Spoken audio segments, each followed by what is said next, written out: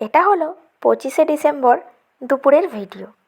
দুপুরে খাওয়া দাওয়া কমপ্লিট করে যখন ঘুমাতে গেলাম, তখন হঠাৎই মনে হলো নিজেকে তো সময় দেওয়াই হয় না। আর বাইরে বেরোতে মনে হয় ভুলেই গিয়েছি আমি। জীবনটা বাবার বাড়ি আর শ্বশুর বাড়ির মধ্যেই সীমাবদ্ধ হয়ে গেছে আমার। এর বাইরে আর কিছুই নেই যেন জীবনটায়।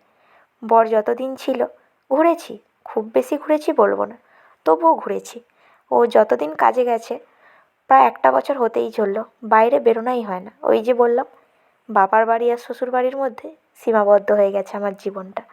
আজ হঠাৎই ইচ্ছা হলো, শাশুড়ি মাকে বললাম, তো শাশুড়ি মা কোনো কিছুতেই না করে না, বললো চলো তাহলে। তো শাড়িটাই চুজ করে নিলাম আলমারিটা খুলে, কারণ শাড়ি পরতে খুব ভালোবাসি, কিন্তু পরে ওঠা হয় না। তো আজকে ভাবলাম শাড়িটাই পরি। খুব ভালো পরতে পারি না, কিন্তু যতটা না পারার কাজ চালানোর মতো চালিয়ে নিতে পারি। এই যে শাড়ি পরাও কমপ্লিট হয়ে গেছে এদিকে।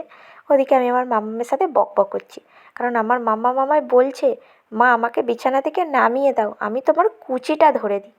বুঝেছো আমার মাম্মাম তাহলে কত বড় হয়ে গেছে। তো এই যে শাড়িটা মোটামুটি কমপ্লিট হয়ে গেছে পরা। সাজুগুজু সেইভাবে কিছুই করব না, করব না মানে কি, পারিও না। যতটুকু না পারলে না করে নিই, এটাও কাজ চালানোর মতো নেই। তো এই যে হালকা সাদামাটা হয়ে রেডি হয়ে গিয়েছি আমি। চুলটা না পুরো ভিজে ছিল, তাই কোনো রকমে হেয়ার স্টাইল করে উঠতে পারলাম না। কেমন লাগছে জানিও।